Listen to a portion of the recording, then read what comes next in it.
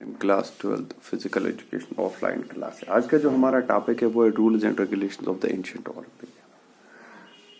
Rules and regulations जो थे ancient Olympics they were not properly arranged और proper rules and regulations नहीं थे जो कि आज हम मॉडर्न ओलंपिक्स में देखते हैं। But before the event couple of days क्या किया जाता था, जो कंटेस्टेंट्स हुआ करते थे उनको असेंबल किया जाता था और उनको फाइनल फेज ऑफ ट्रेनिंग दी जाती थी विद द प्रेजेंस ऑफ, जो कि प्रेजेंस इनके प्रेजेंस में जज जो होते थे या जो ट्रेनर्स होते थे उनके प्रेजेंस में उनको एक ट्रेनिंग दी जाती थी एंड उनको चेक किया जाता था whether they are fully prepared or they are not fully prepared.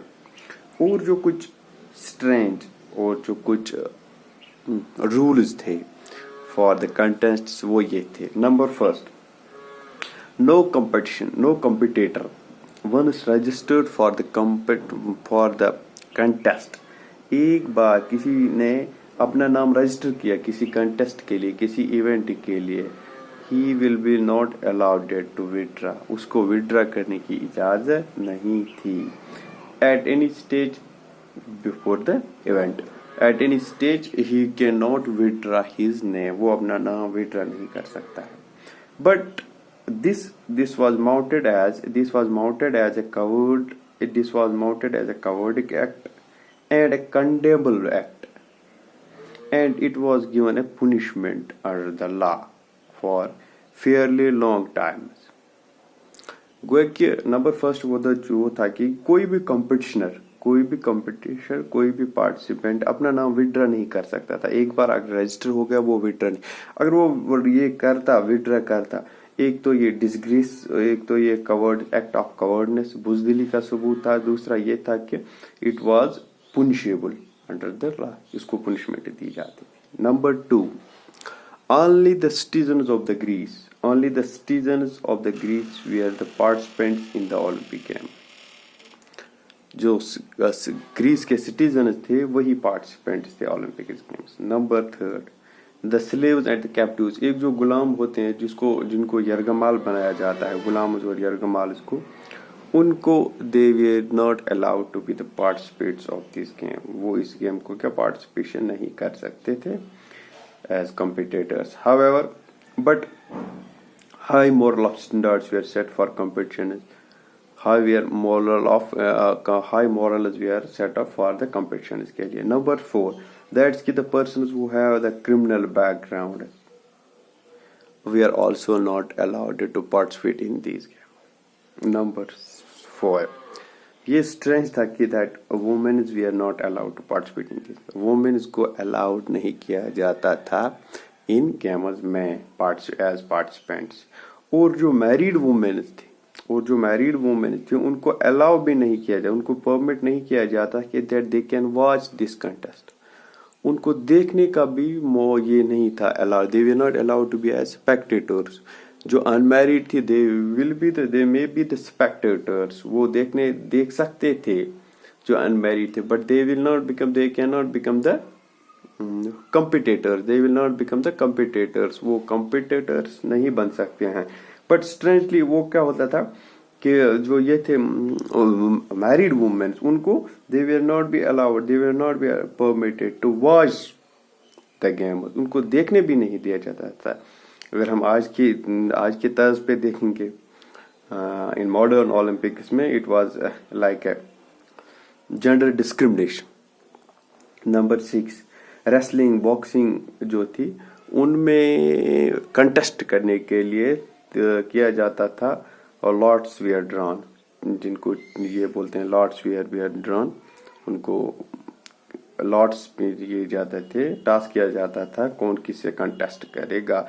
If it where the odd, अगर ये ऑड नंबर होता तो पहले वन को तो किसी एक को क्या किया जाता था, उसको प्राइमरी राउंड में यही दिया जाता था, बाई दिया जाता, जिसको मॉडर्न जमाने में बाई कहा जाता है।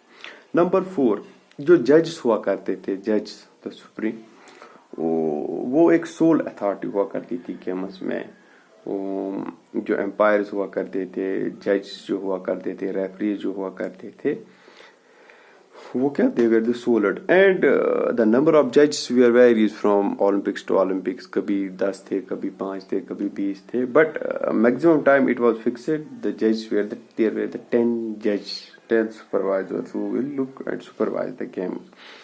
اور ججز کا جو انتخاب ہوا کرتا تھا وہ ایسا ہوا کرتا تھا کہ جو ججز ہوا کرتے تھے تو ان کو ڈیموکریٹکلی الیکٹ کیا جاتا تھا. جو esteemed persons of the society تھے, ایکسپرٹس تھے, ایکسپیرینسڈ پرسنز تھے یا کمپیٹنٹ پرسنز تھے, تو ان کو کیا بیفور 1 year 10 months تو ایک اناؤنسمنٹ کی جاتی تھی, پھر ایک الیکشن کیا جاتا تھا. ڈیموکریٹک پروسیس میں ان کو چوز کیا جاتا تھا, جس کو لوگ چوز کرتے تھے, اور جن لوگوں کو چوز کیا کرتے تھے دے بیکم دا ججز بائی ٹریڈیشن. اور جو ایلڈسٹ ون چیئر تھا, جو ایلڈسٹ ون تھا ہی واز دا چیف امنگ دا ججز.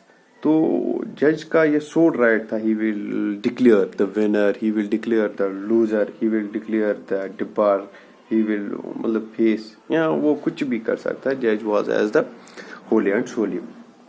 But we cannot make any appeal. The competitors cannot make appeal against their judgment, against their decisions. یہ بھی نہیں کر سکتے تھے.